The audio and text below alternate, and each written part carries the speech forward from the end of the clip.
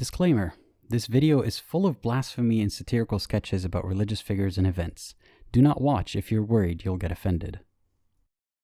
Prophet Muhammad. وَمَا أَدْرَاكَ مَا Prophet Muhammad. He's supposed to be the ultimate moral guide. Any woman would be lucky to have her husband copy his behavior. But in this series, I will continue to demonstrate how, if you strip away his shield of prophethood and holiness, he's kind of a piece of poop emoji. And he's responsible for ruining the morality of millions of men who are inspired by his religion. Don't forget to interact with this video and sit through the credits to get some bonus clips, bloopers, or a fun fact of the day. This will probably be demonetized, so watching the whole video is appreciated. My name is Apostate Aladdin, and I hope that you find this video informative and entertaining. So let's get right into today's topic, courting women.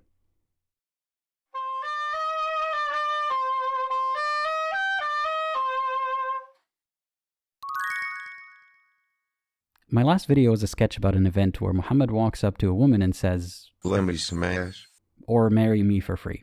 Today I'll tell you about the different versions of the hadiths and the apologetics. I will show you how they all suck, and how the justifications all victim blame. For context, Allah conveniently tells his favorite penis owner, his favorite man, that he can marry any woman without a dowry if she offers herself to him as a gift. And even if he refuses, he can change his mind later. Cool, totally not cultish. And Aisha, the Prophet's favorite wife, expressed her displeasure by saying that God seems to rush to fulfill your desires. Even Aisha knew that he was sus. How do you do, fellow kids? So in this hadith, Muhammad enters a house with a woman inside and says, "Offer yourself to me as a gift." She told him off by calling him a scrub, so he was about to touch her to calm her down, till she said, "I seek refuge in Allah from you." He responded, "You have sought refuge with the one who gives refuge," and backed off. In another narration, he says, "You have sought refuge with the Supreme." Different wording, both Sahih Hadith, and they don't agree.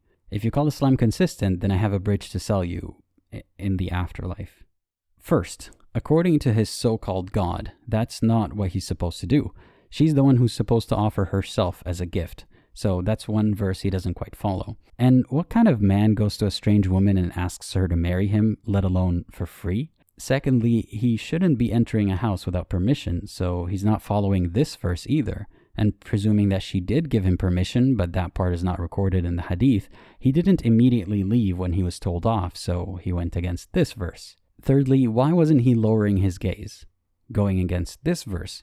And why was he alone with women without a male mahram like one of the people listed in this verse?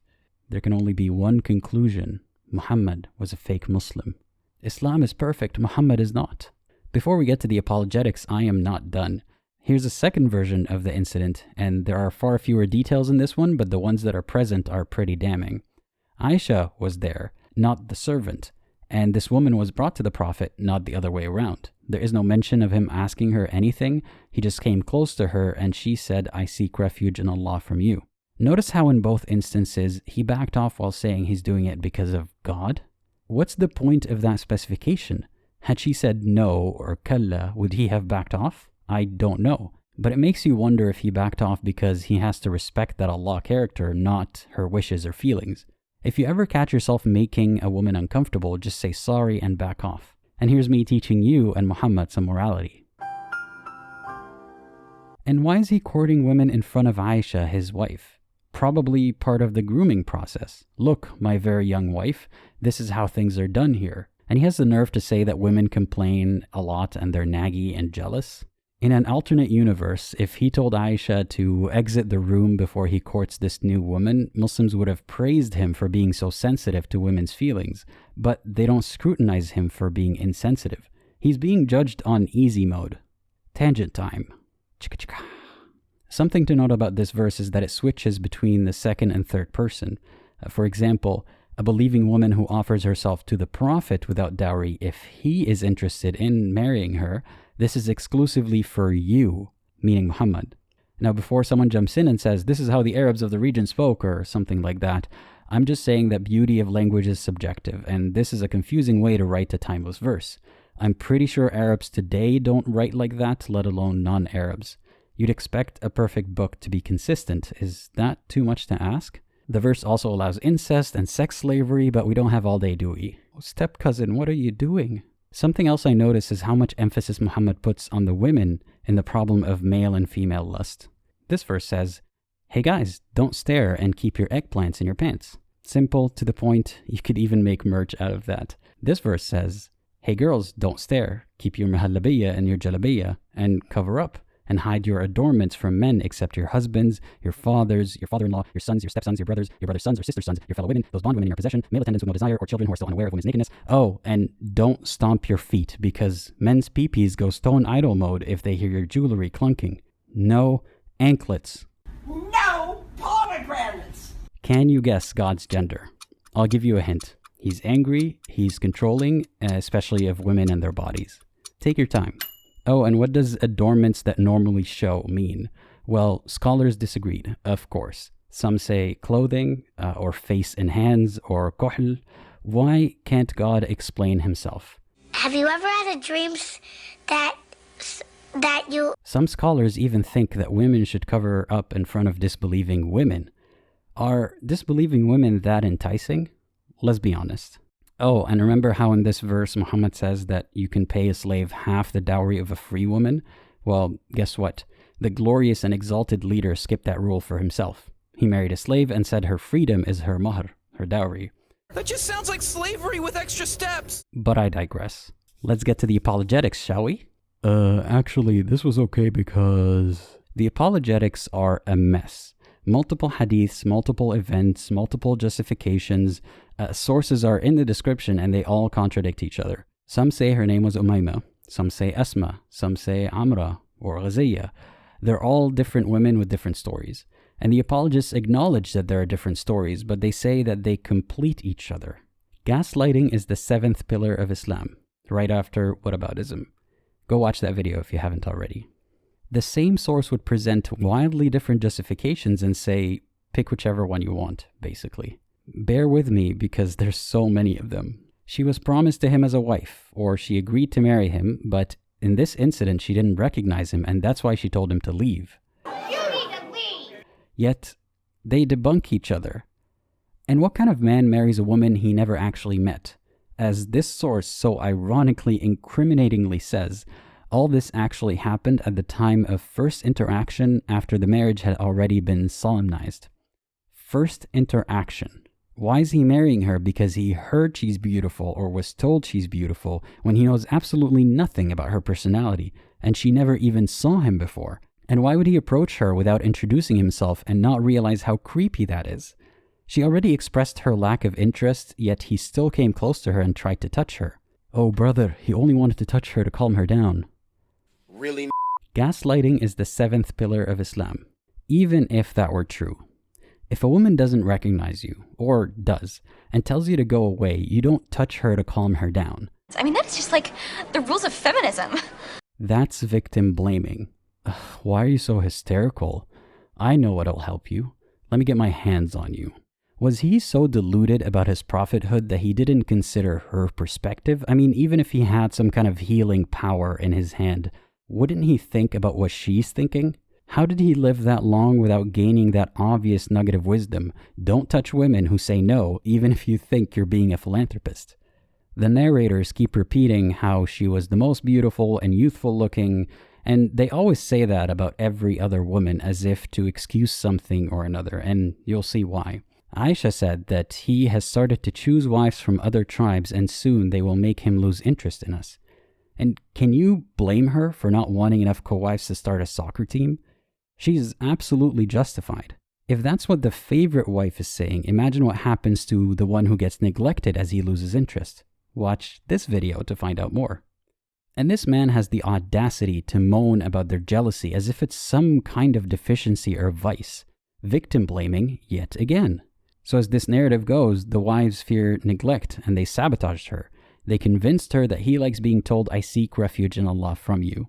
Now, I'm not kink shaming. If the guy likes to roleplay as the devil and she's into it, then more power to them. But why would she also cuss him earlier? They didn't say that he has a humiliation kink. And is the woman really that naive? Once again, the apologists contradict each other by saying that this rationale doesn't ration. Another speculation they pose is that her beauty made her arrogant, and that's why she refused him when she saw him. If you take a shot of water every time they victim blame, you would die of water poisoning. And they say that the words "give yourself to me as a gift" were either a marriage proposal right then and there, or, get this, flirting. He was flirting, yeah, with the wife who never met him. Damn, girl, why are you looking like a gift double wrapped up on a Thursday afternoon? And it's her fault that she misunderstood that. I say victim, you say blaming. Come on, guys, you should know this by now. Another narrative says that he told her to come to him and she refused because obviously she's arrogant, so he divorced her. Come here, girl. Come here. No? Bad girl. Here's another one. She's pretty and arrogant, yada yada yada, and she expected him to be a king. So when she found out that he is but a humble man, she turned him down. Okay, and how does that justify him still approaching her after she told him not to? Officer, I told him to leave me alone, but he just came closer to me, and I was scared. Okay, calm down, ma'am. No need to be hysterical. But why don't you like him, though? Here's another story. The woman had leprosy, so when he saw her and he found out, he divorced her.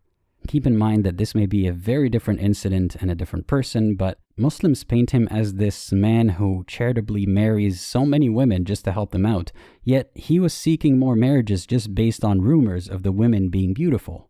Here's his list of all the marriages that were arranged but didn't go through, and marriages that were proposed but not arranged, and 2 sex slaves, Maria and Rayhana. Yeah, we're just going to gloss over sex slavery like it's not enough to cancel a man. Thank you, Muhammad. Very cool. Tangent time. Here's what's truly infuriating. They're always praising him all the time. I mean, check this one out.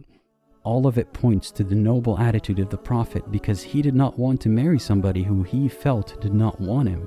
Oh, what gave you that impression? How effing generous of him. He's not a rapist. That's how low the bar is. But wait, he is. I mean, aside from the fact that he married a child, but also he married a shell-shocked 17-year-old Safiya after her husband was killed in a battle, and he slept with her that same night. Please pause and take a moment to read this because it is insane. It's drenched in so much gas that all it takes to light it up is a static spark. This does not spark joy. And even presuming Safiya really wanted to marry him, as a mature 50-something-year-old man, you're supposed to control your horniness for a bit and give the child time to recover from the trauma of war, not sleep with her that same night. I saw this video of Arab Muslims joking about how they're expecting an influx of Ukrainian refugee women they can marry. If you think that's disgusting, you can't say it's culture, not Islam. The literal Prophet did it. Then the apologists say, well, Muhammad refused to harm any of the Muslims either physically or financially. Note the wording, any of the Muslims. No further comment, Your Honor. This man could fart and they'd say, oh, how wise. He knows the benefit of not holding in a fart. He's so in tune with the human body. I kid you not, he was praised for controlling his lust enough to hug one of his many wives and not have sex with her on her period. That's how low the bar is. He can do anything and he'd be praised for it. But I digress. A lot. Okay, back to the topic. Let's make up one last justification. She told him to go away because she's mentally insane and or because Muhammad's wives tricked her to save him from putting his ding-dong in crazy. Nice shot! So he went to marry a woman because she's hot and didn't realize that she's so clinically insane that she needed a nurse accompanying her, and the jealous wives acted like his homies and wingmen and manipulated her to cuss him and save him from that marriage. What the hell is even that? So what have we learned today? Today's lesson is so full of wisdom that I'll let you summarize what stood out to you the most in the comments. Drop a comment below to participate in my giveaway. I'm giving away some upvotes and some likes.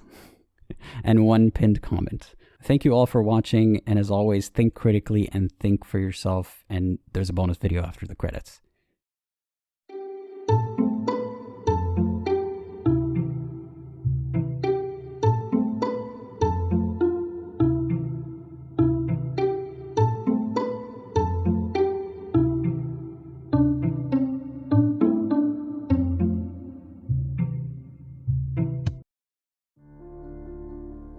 Did you know that the number one cause of deforestation is useless verses in the Quran? Aside from the repetition and the constant threats of hell, the author includes in his timeless book verses that pertain to a specific man and a specific situation. And when apologists try to extrapolate wisdom from it, they just make the author look inept. For example, when he says that this rule is only for you, Muhammad, they say that the Prophet never used this rule. So I suppose God must have meant that any woman can suggest marriage to a good man, implying that God can't express himself better. That's blasphemous. And they neglect to mention how a woman who marries herself or another woman off without a man's permission is an adulteress. So the author failed to specify once again. If you're an author who cares about the environment and plans to print billions of copies of your book, please don't waste paper on useless sentences. Save the rainforest. Be concise. Just keep leaking, just keep leaking. She told him to go away because she's mentally insane and or because the wives tricked her to save Muhammad from putting his ding-dong in crazy.